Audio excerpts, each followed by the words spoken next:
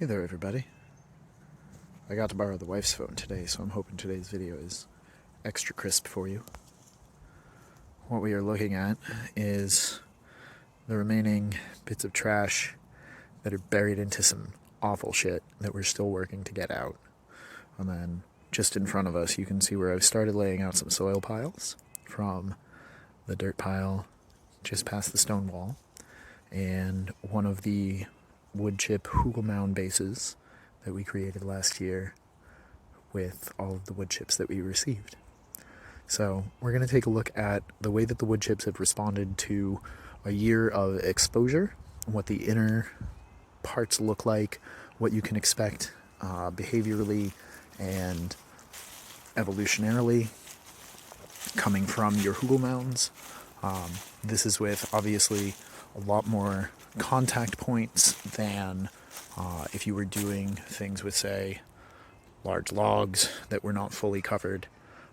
This was more of a backstop for the pile than anything else. The long-term evolution is to slowly encroach as we clear some of the trash that you can see and build out more and more of a growing space under most of these predominantly hardwood trees. So let's take a look.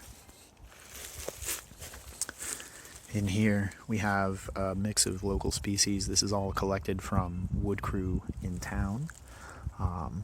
Tree trimming service that clears things from power lines and such. We did just finish with, I want to say, 2 days worth of rain and snow, and you can see that the top of this pile looks very, very dry. There is very clearly some moisture just underneath, but the overall appearance is this way. What's up, buddy? We doing chips? Yeah, that's my boy. That's my boy, huh? So, as we dig in here, just underneath, you can see the outermost layers, some of the stuff that is just exposed to the light has not fully started decomposing. The workings of the microbes really get going once you get a couple inches in. So we'll pull this back and you can see an immediate color change. Alright, so top of pile, about an inch down is where you start seeing all of this really soggy wet material, and there's no moisture coming out, so we know we have good drainage. Everything is just kind of soaking up just enough for itself. But if we get a little bit deeper, I hope you can hear this.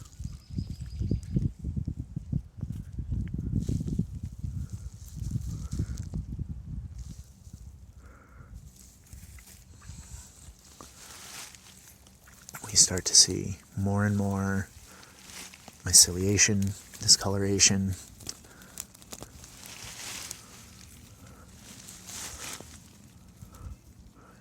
You can see the little filamentous hairs of the mycelial network starting to go. And you can see some of colonization coming in. See if this works for us. Yeah, so all of that is little bits of fungal growth.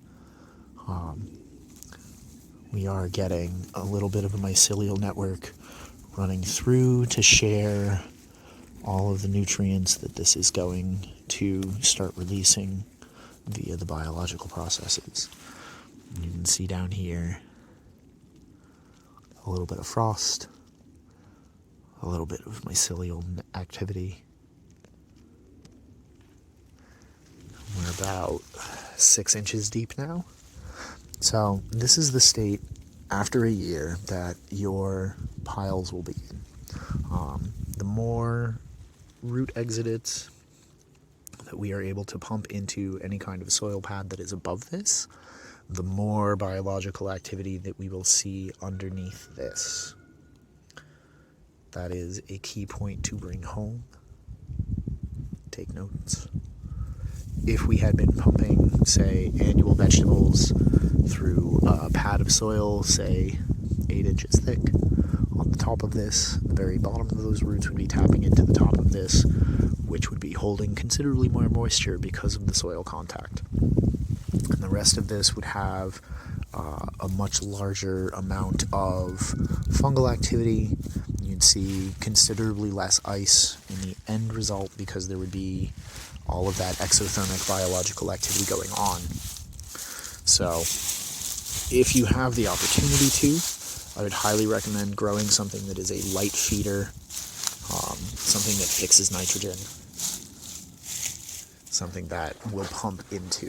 But we did not have all of the soil necessary, and I really don't prefer to truck in fertile soil from elsewhere. I know that there's a huge amount of money tied up in that, but we have so much waste dirt that can be sifted through that I'd much rather remediate and get that dirt to what is actual soil. And by soil I mean a substrate consisting mostly of mineral-based materials with at least 5% of organic matter intermingled that supports several links in the food web.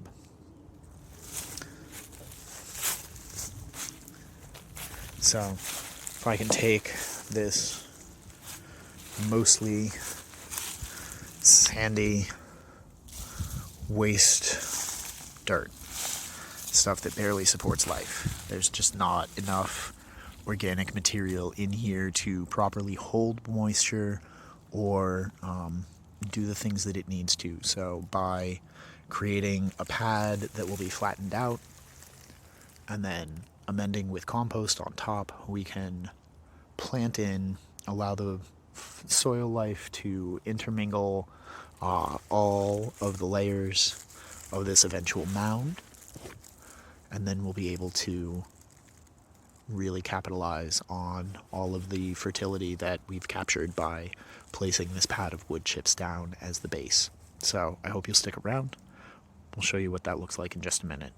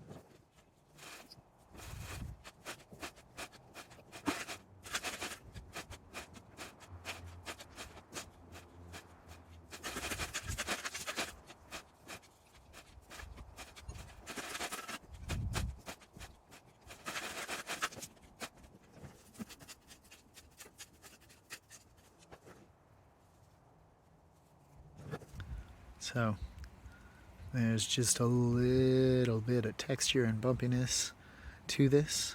Some of that is just because of the underlying structure of the wood chip layer. I'm not going to worry too much about it because this is all going to be covered in some more of the existing leaf litter after we throw out some seed to it just to get some things started. So this is all from that dirt pile back there, as we discussed before. And yeah, it's about 3 hours later because that dirt pile is 50% rocks, 20% old sticks, and like 10% usable dirt. And this backbreaking stuff doing it by yourself with just one wheelbarrow. And yeah, time consuming. So it's not exactly, I would say, as easy as mechanical tillage. Yeah, the the labor and the effort is a lot more upfront, but later on this bed is going to be top dressed annually with manures from the duck and chicken yards, which, as you can see, are pretty much on the same part of the slope as here, so I won't be pulling it up this hill and around through all of the rocks that I've been sifting out with my 1/2 inch hardwire cloth. It's yeah, it's work for sure. But let's talk a little bit about what makes me so confident in the soil that we're putting down here.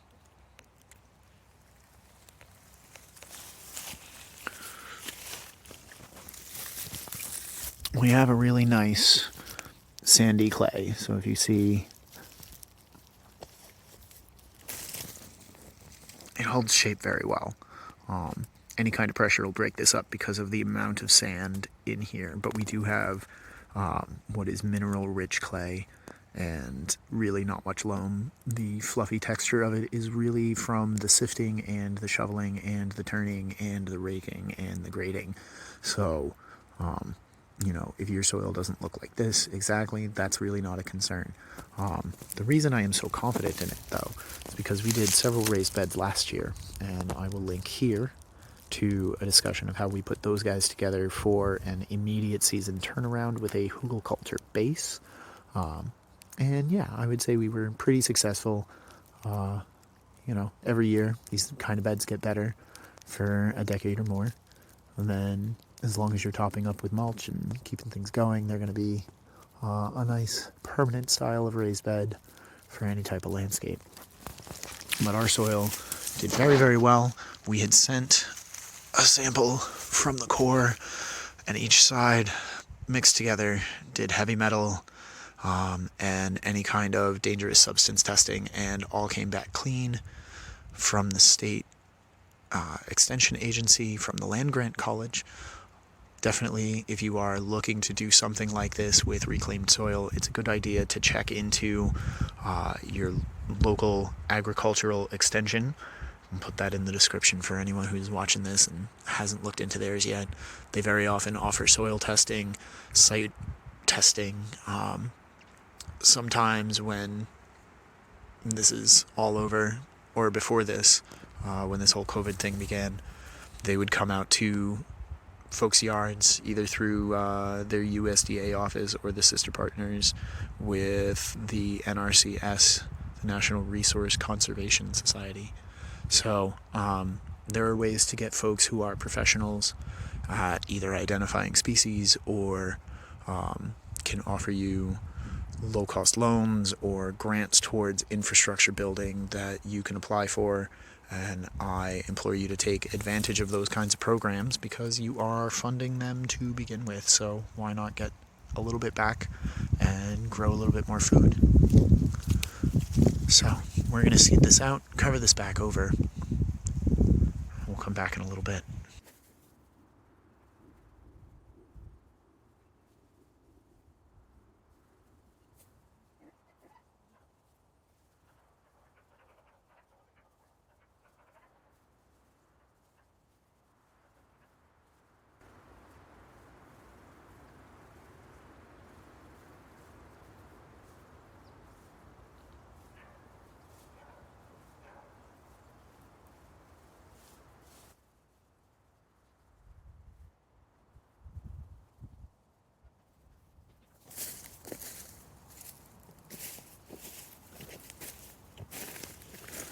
Apologies in advance for the shaky cam.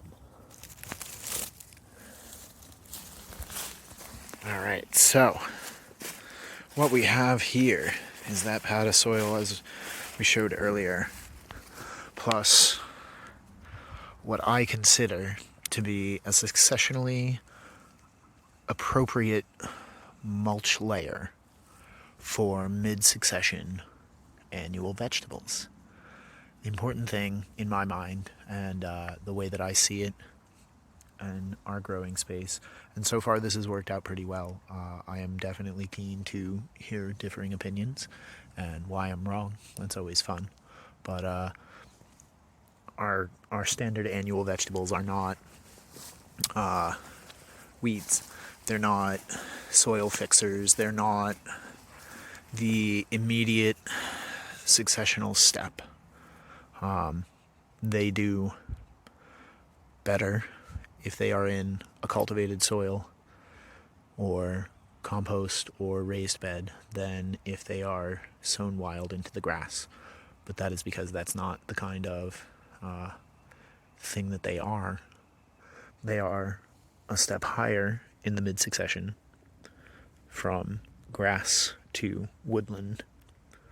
And so what we have here is some leaf litter that's blown in, pine needles, and the thatch from the grass at the border here. And all of this is something that would blow in and a bird would rest on it, eating and digesting some of the seeds of a fruit that it had eaten somewhere else. The bird would land here for a rest, to pick at some worms, and before flying off it would poop out a seed. And that seed would be from a fruit similar to what I would eat. And the reason that we want to use a mulch that is some of a mix like this, I wouldn't recommend necessarily, although some have had success with it, like a straight wood chip mulch. I don't think that that's a positionally appropriate mulch for where things are in terms of annual vegetables. There are a few perennials sown in here, so that is a consideration. But for the most part, it's some leafy things, some nitrogen fixers, and a couple of wildflowers so that we can attract more beneficial insects to patrol this area and to increase the amount of traffic back into our space from the wild space, so that we are attracting more and more of the woodland species from their normal forage grounds to our space so that they can perform their hunting duties. Some of you may be thinking, hey, aren't you worried about weed seeds? No, not really. The reason I am not is because I will be actively managing this bed once some of these plants start appearing.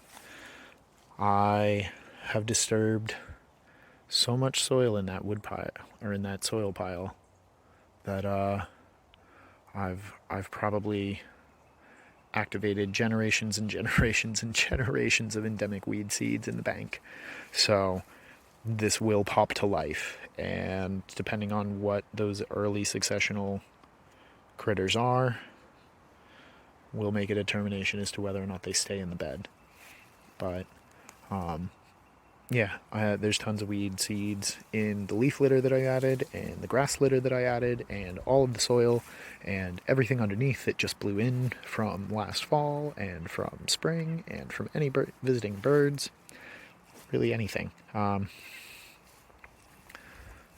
last beds did pretty well. If I'm diligent and take out the early guys and don't allow them to overgrow the vegetables that are planted in here, then the density with which I sowed everything should crowd out all but the most persistent and invasive of them, which my goal is to remove anyway. So, that's our story for now. I'm pretty proud of it. Hopefully things will come in. We're looking forward to some rain this evening. Probably tomorrow too, but just means that I bank up more rainwater. These guys will get a nice good soak, in addition to the one that I'm about to provide them. But that's going to be it for us. So, thanks for watching.